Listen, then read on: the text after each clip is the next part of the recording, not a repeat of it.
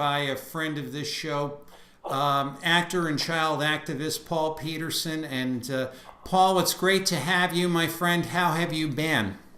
Been fine. Thank you for asking. All is well. How are things back there? Well, actually, tonight we're freezing. Believe it or not, it's 40 degrees, and it's April 27th on the east. You know, and I don't know how often you come east, but believe me, if you're planning on coming in April, you didn't miss a thing. You did not miss anything. I got you. Well, we had a big windstorm yesterday, so that was a pretty big adventure. But other than that, the weather's nice. Yeah, no, it certainly is. Now, you're in Southern California, right? That's correct. That's right. Down in the city of Gardena, just south of downtown LA. Ah, yeah, right. It's really neat over there. And I have a picture here I'd like to show. You're not going to be able to see it, Paul, until you see a video, but it's you on the Donna Reed show, and you're batting, and Willie Mays is catching, and I think you told me Don Drysdale was pitching? That's correct.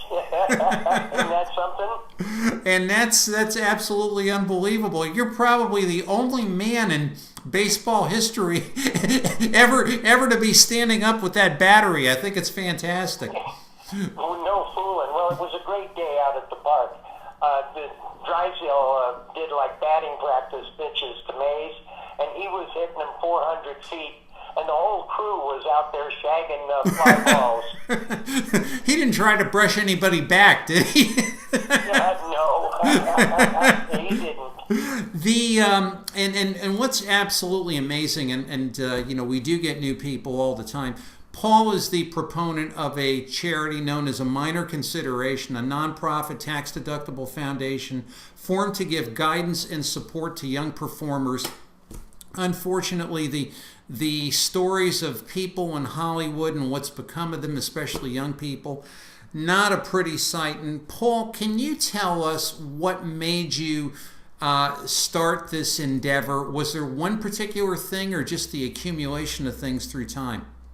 It was actually the accumulation of things. You know, back in 76 and 77, I wrote a book called Walt, Mickey, and Me, which was meant to be kind of a humorous look at the Mouseketeers. Remember, I was one of the originals. You're one of the originals. And I had maintained my friendships with the mice over all that time, and of course other kid actors. And as I was writing this book, I started to see common threads and, frankly, trouble.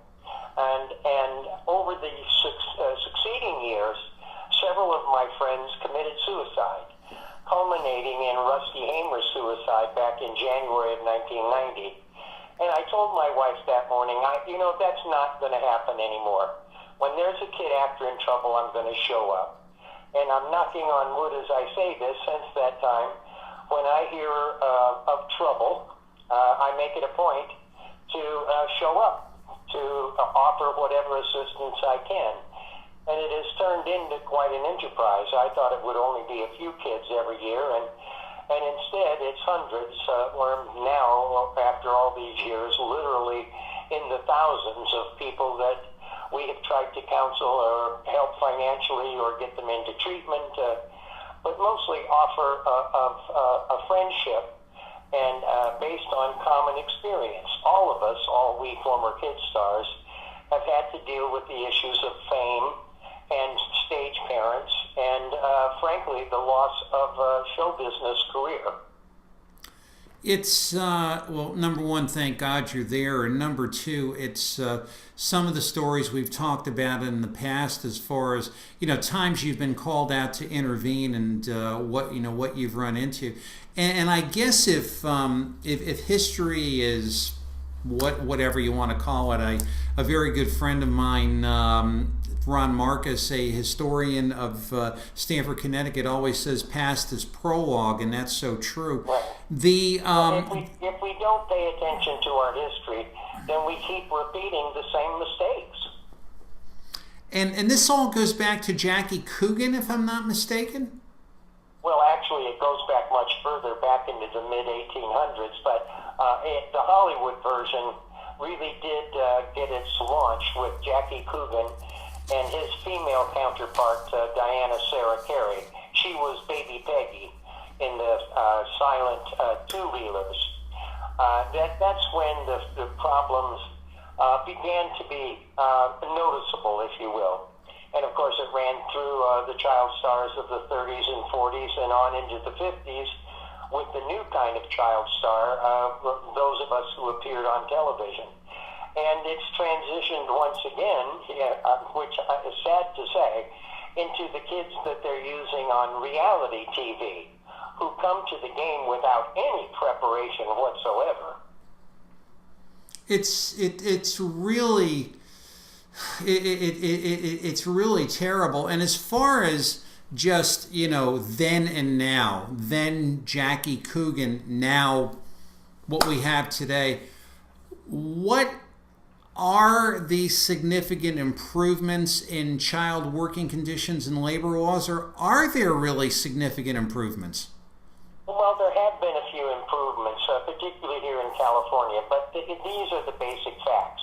Children in the entertainment business have been exempt from federal child labor laws since 1938.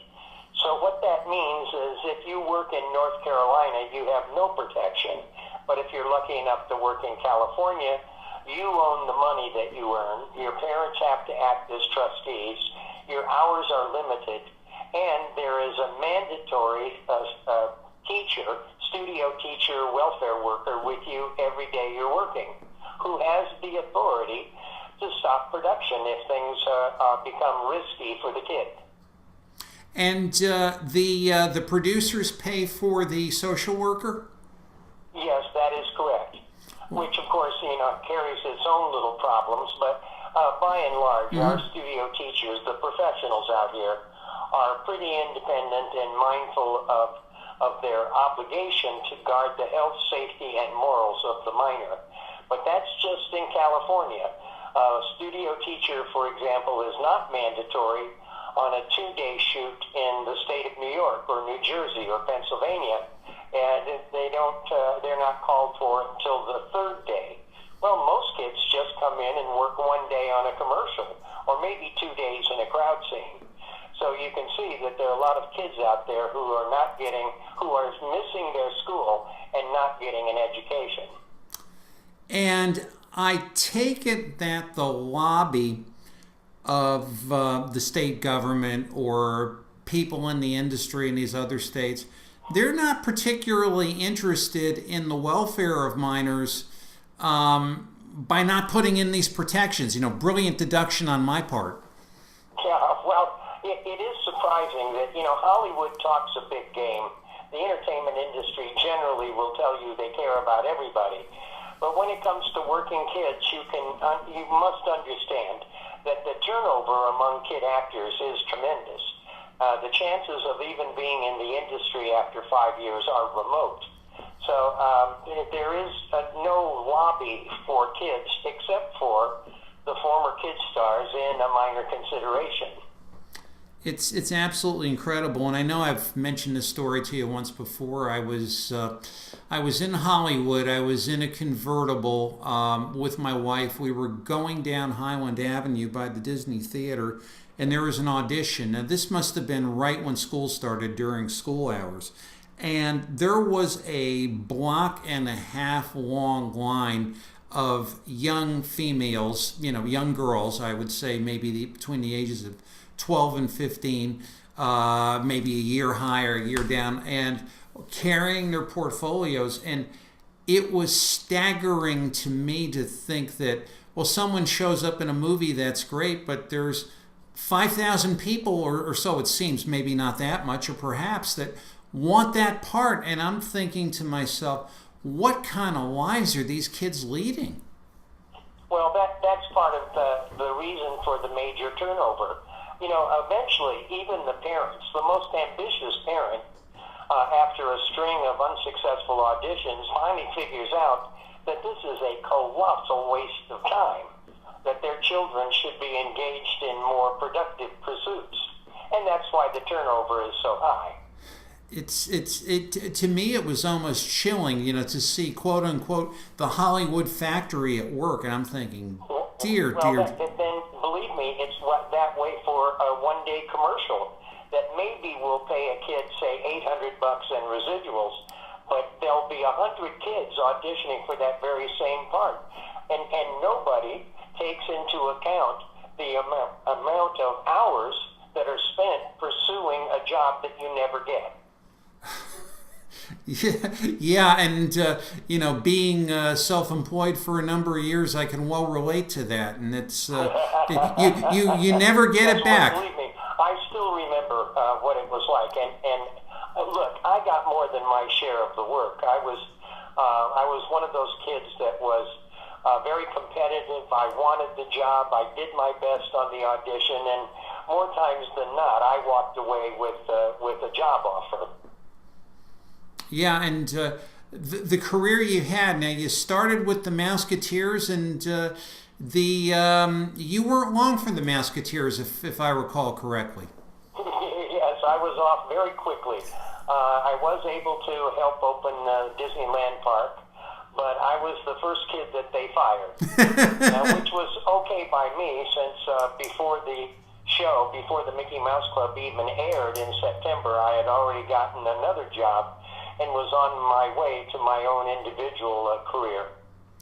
And in working with the Donna Reed show, and your career there, what was your life like? What were the conditions like? I mean, was it a gentler time than what kids might be experiencing these days? Well, yes, because in our era, and this is from 1958 through 1966, you actually filmed 39 episodes per year. So you really only had 13 weeks off. It usually corresponded with the school year, a long summer break, a couple weeks at Christmas, a couple weeks at Easter, etc. And Shelley Fabre said it beautifully. She said, working on a series in our day was a lot like being in jail. And you had the pleasure of working with Donna Reed, and that must have been unbelievable. Oh, it was a gift. Just imagine if I had spent 8 years with Roseanne Barr. I can't get my head around it. Oh, dear, and maybe Melissa Gilbert and I often talked about this. She was fortunate enough to have Michael Landon, and I had Donna Reed, so we were blessed. Yeah, but for certain. And you, when the Donna Reed show ended, your career was TV, movies, and then you went back to college. Well, yes, it took a few years for that message to finally get through my thick skull. But I eventually took Mickey Rooney's advice and got out of town and got back to my education and started my writing career. And that Connecticut was very kind to me. That's great. Now, how well did you know Mickey? Well, here's an interesting story. Mickey Rooney and I have the same birthday, so I was, of course, aware of him even as a young actor. But after the Donna Reed show, and I had seen him in several public occasions, he actually came to my house unannounced, uninvited, and sat me down on my own couch and said, "You got to get out of town, get your education, and don't come back here for 25 or 30 years because they won't let you work." And I said to him, "Well, why are you telling me this?" And he looked me right in the eye and said, "Because it happened to me." I can picture those inflections almost exactly. Well, he lived the life. It's true in later years he became a very difficult person to be around. But he was always a former kid star and very supportive of our work because he knew what we were attempting to do. And I guess now, I could have this wrong, but was it planned? Did people actually plan and save money for him that over the course of time just got spent due to his life? Well, it's kind of 6 of one, half a dozen of the other. You make your plans and then real life happens. Yeah. And of course that happened to Mickey Rooney. He didn't have enough paying work, despite the fact that he was such a fine actor. He was. And he said yes to every job that came his way. But, when Hollywood is done with you, they're literally done with you. It happens to adults as well. And anyone who thinks that they're going to have a 30 or 40-year career in this industry is just kidding themselves. It's really something, and when I think of all of the things he was able to do now, what he did in the 1960s on the Twilight Zone and playing the part of Army and Requiem for a Heavyweight, and just that dramatic actor that he was, and he's never given credit for it, hardly ever. And it's he did eventually get credit. I mean, he won the Emmy for Bill. Yeah. And he did a lot of awfully good work in his later years. Because it was Mickey Rooney. Yeah, the Mick, an American legend. It's really, it touches my heart. And then at the end of his life, the poor guy what he was going through. It was awful. And sometimes you outlive your usefulness. Let me put it that way. Mm-hmm. There are plenty of people who, frankly, should retire a lot earlier than they do. In many endeavors. This is across the board. Staying past your prime isn't a good idea for a baseball player or an actor. Yeah, for certain. There's been several that have taken it to an art form. I couldn't agree more. Yeah. Now, have you been, with a minor consideration, have you been active as of late, going out to the sets and speaking with people and perhaps intervening? Well, not as much as I used to. I am 70 years old, and there is a younger group of former kid stars who are gradually taking the reins of a minor consideration, and I'm pleased as punch that they're doing so, because I would hope that a minor consideration has a long future ahead of it. So there are other younger people, Allison Arngrim, for example, Darby Hinton, Scotty Schwartz, lots of young to me faces who share my passion for trying to do what's right for young performers. And part of doing what's right for young performers is insisting on character development and education and making a plan for an exit strategy, to plan not for next year's work, but for 20 years down the road. And I guess I can imagine the compensation for young actors probably goes all over the board, from the workaday to the bulbous to perhaps maybe the borderline obscene. That is certainly true. But that has always been true. Yeah. Remember, Mickey Rooney back in the 20s, Jackie Coogan was the most highly compensated performer in the industry. And that's why they called him the World Boy King.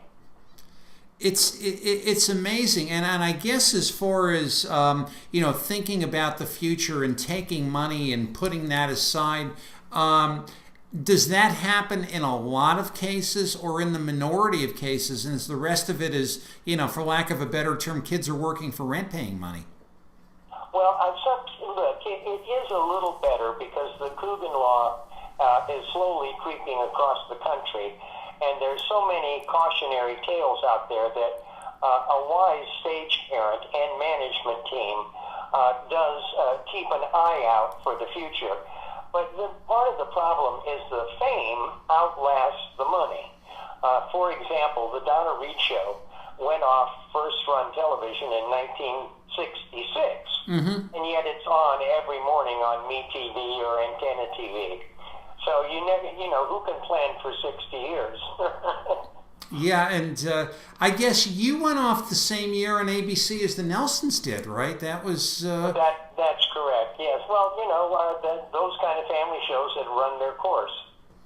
And it's in like two of my favorites. And did you run into Rick or David during the time you were on the Donna Reed Show, or perhaps after? Oh, sure, all the time, especially Rick. He was 5 years older than I, and he was really quite a role model. He had already launched his recording career, which got me in the back door, and they lived in Hollywood, so sure I saw them. And it's a very small community when you have working young performers, so we all kind of knew each other.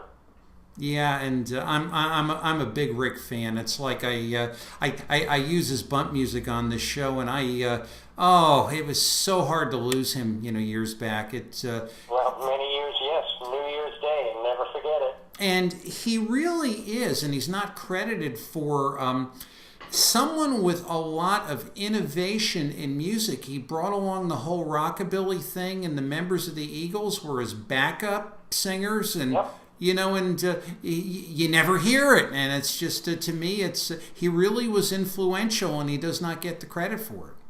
Well, I certainly agree with you, and Tracy Nelson and I have talked about this. That entire family has quite a legacy in the entertainment business, and they aren't often credited for their accomplishments, and that's a shame. And it's continued, of course, with Matt and Gunnar. Yeah, and no doubt, and. I always had a crush on Kristen. I used to think she was like, the most beautiful thing in the world and so well mannered. And she was Tom Harmon's daughter, for crying out loud. It was absolutely amazing. And speaking of another legend in the business, well, particularly in sports, in fact, Tom Harmon said to Donna within my hearing, that the only thing more impressive than having an Oscar on your mantle is having a Heisman Trophy. Yeah, he was Harmon of Michigan, that's for sure. And where are your activities in our waning moments? Sadly, where are your activities taking you in the days to come, Paul? Well, I will be crisscrossing the country, pursuing fresh legislation in those states that have still not adopted the California statutes for working children. So I'll be doing that and a few personal appearances, but mostly I'm sticking more closely to home and trying to, enjoy my grandchildren and the time that's left to me. And then tomorrow's not promised to any of us. I don't know what the status is in Connecticut, ignorantly speaking, but if I know there was a push to get the movie industry in about 10 years ago, kind of came and went. But if you come east, certainly let us know. We will love to see you and meet with you and have dinner and have some fun. And you've been a friend of the show since the beginning, and we're so honored to have you on. And you're always so gracious to come, and we're really touched by that. Tony, thank you very much, and I'm going to take you up on that offer. I get east regularly, and my best friend lives in Weston, so that's just down the road. It's just down the road, so let me know, my friend, and you take care and be well and continued success and good work. All right, thank you very much. Take care. Bye-bye. Bye-bye. And that was Paul Petersen, and so happy to have Paul. Paul actually knew Rick Nelson, and why would I be surprised at that? I guess I am.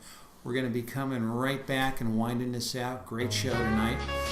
Tony D'Angelo here, Mike DuBois, my producer, and Ricky Nelson bumping us out. It's not the pale moon that excites me, that thrill